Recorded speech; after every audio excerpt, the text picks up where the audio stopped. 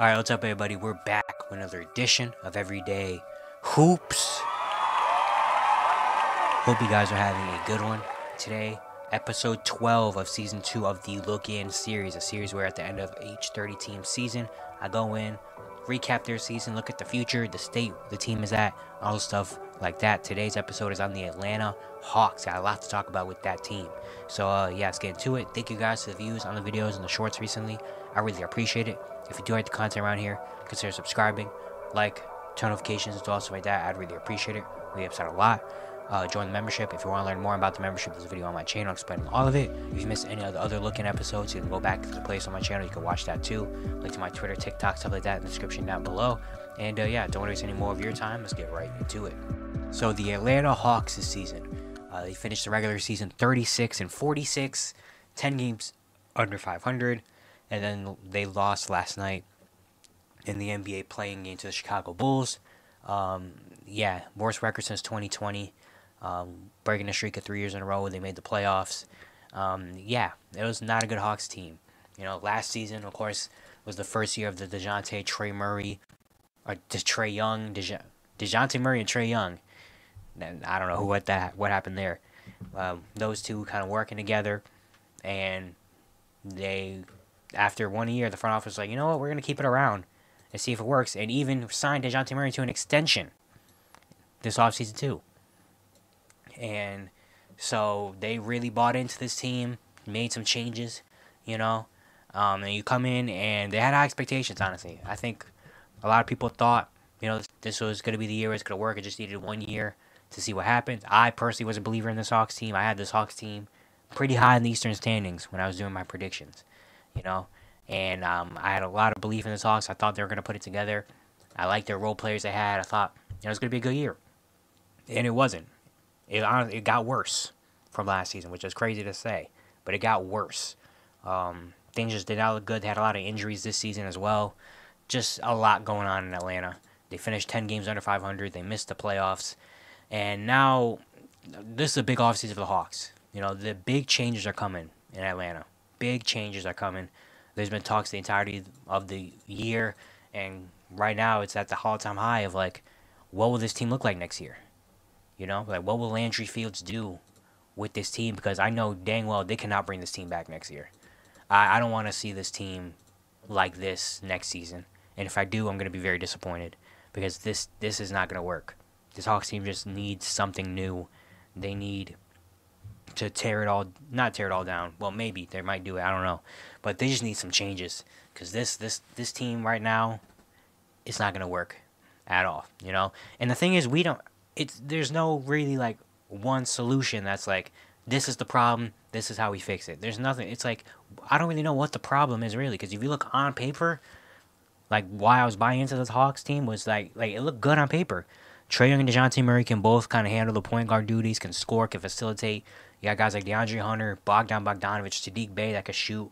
Clint Capella and Onyeka Okongwu turned into really good lob threats. Like, this team on paper looks like a really good team, yet they just can't figure out how to make this work. Especially with a full year of Quinn Snyder, who's a really good offensive coach. They still had to find a way to work. Like, they're one of the best offenses statistically. Their defense is horrible. And, yeah, this team is just not good. So, Trey and DeJounte, this team cannot be like it was this year, next year. It can't. And the thing is, they got the jump from Jalen Johnson. In this offseason, I was a believer in Jalen Johnson. I thought he was going to be good, but I did not expect this. Jalen Johnson, honestly, was the reason to watch the Atlanta Hawks this season, which is crazy when they have Trey Young and DeJounte Murray. I was watching the Hawks to see Jalen Johnson play. Jalen Johnson had a fantastic season. If he would have qualified for MIP, he would be high up there. He averaged 16, 8, and 3 with a steal on 51, 35, 72 efficiency. He was amazing. You know, like 4 that can defend multiple positions. You know, on offense, he can shoot the 3 ball. He's very athletic. He can handle the ball really well, kind of be a point guard.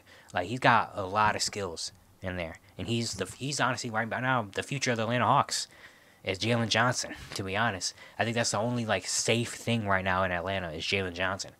Everything else is up in the air, in question.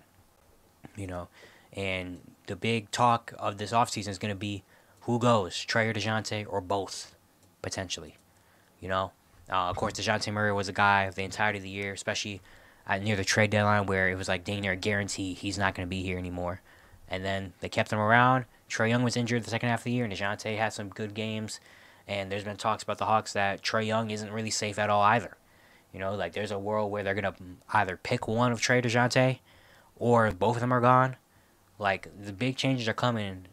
Like we could see a brand new Atlanta Hawks team next season, which honestly I wouldn't be really opposed to.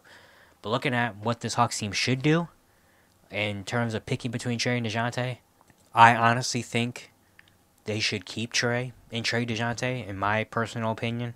You know, Trae this year, he averaged 25, almost 11 assists. You don't really find Trae Young's just around. You know what I mean? Like Trae Young is so good, you don't really find Trae Young's around. You know, and he's still 25 years old. So I think you have time on your side. He's under contract for the next couple years. I honestly think you keep Trae and you build around him again. You kind of tear this down and say, you know what? Let's build around Trae differently. Let's go different ways and different paths to find it, you know? And it's not going to be easy, obviously, to build around. You have a guy in DeJounte Murray that showed this year. He averaged 22, 5, and 6 in his steal. He showed that he's still an all-star level player. A lot of teams would love to have him as their starting guard. So you can get something good for him. You have a guy in Bogdanovich who, if the Hawks were even a little bit good, he probably would have won Sixth Man of the Year. I mean, the guy averaged, 17 points on 37% from 3 and 8 attempts. He was ridiculous. He still also has 2 years and a team option left. Not amazing, not crazy money. 17, 16, and 16 is not bad at all for Bogdanovich, what he's going to bring. So there's another trade piece right there that a lot of teams will like. DeAndre Hunter is an interesting thing. He's 26. He's just came off the first year of a new extension. He only played in 57 games last year. So, you know, you never know what it's going to be like health-wise, which is why teams probably won't really buy into him a whole lot. You have Clint Capella, a veteran big who's coming into the last year of his contract next season that you can flip, because a lot of teams would love to have a Clint Capella type center. Like, this team has so many good role players, which is why it's so crazy to me that, like, they can't work together. I don't know what it is. But personally, if I'm in Landry Field's shoes right now, I'm building around Trae Young. I'm trading DeJounte. I'm trading Bogdanovich. I'm trading Clint. I'm maybe trying to find a trade for DeAndre Hunter. Sadiq Bey, I don't know. He's going to be a restricted free agent, maybe. You know, who knows? I'm keeping Trae. I'm keeping Jalen Johnson. And I'm building around those two and filling in the gaps when I can find them at this point. You know, I'm kind of resetting this team because this current team right now just is showing you the last 2 years, it's not it. After the conference finals run in 2021, which now looks like an anomaly, you know, like that's not there anymore. You know, honestly, at this point, I don't even care about a conference finals run. Just be a good team at this point. Be a competitive team that maybe makes out of the first round at this point.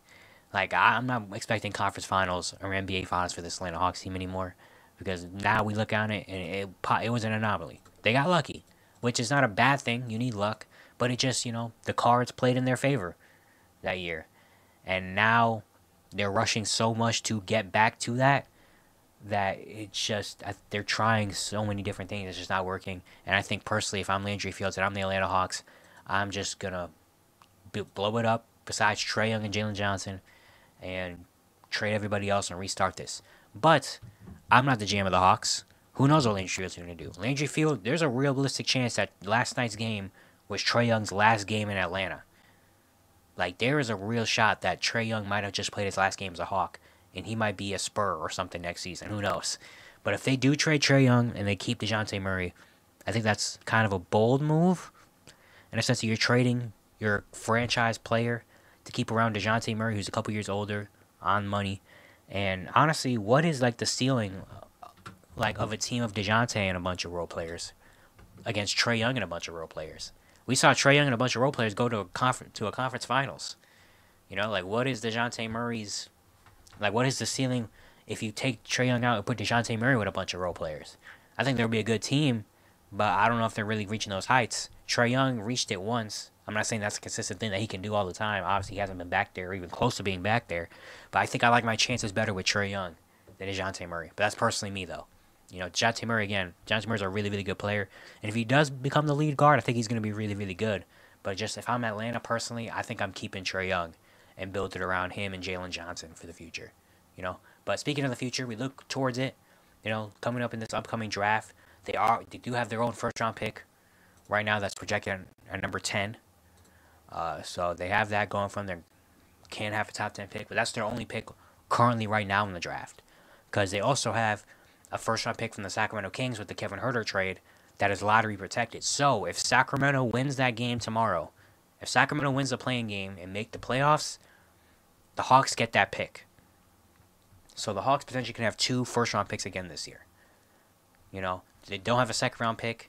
So right now they currently only have their own first round pick, which is 10th right now. But they potentially could have 2 first round picks this year. And looking at who they could take in the draft, at this point, again, I don't think you need star power or anything like that. If you keep in Trae Young and Jalen Johnson, I think you just need to fill in the gaps. And I think with a draft like this, you can fill in the gaps pretty nice.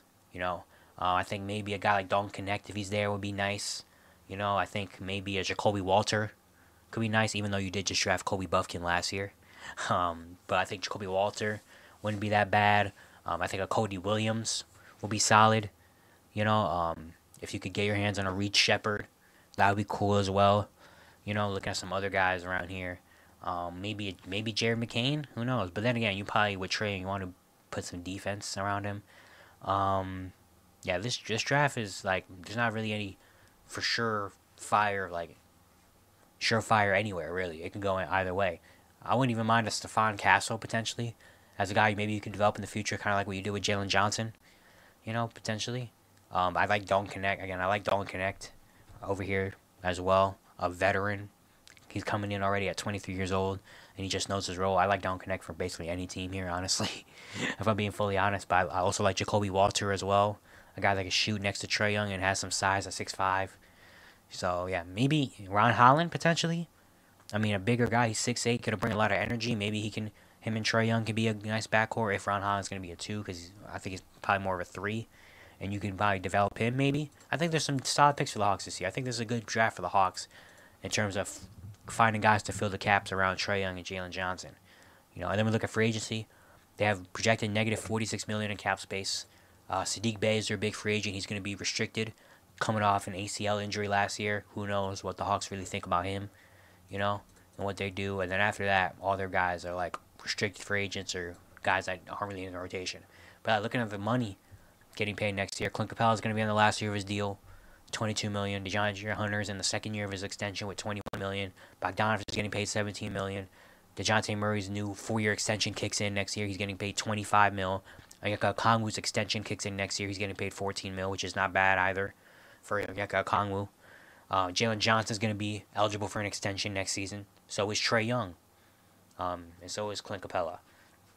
So money's going to be given out. And they got a lot on their books, and I think it's just time to make some changes in Atlanta, change some things up.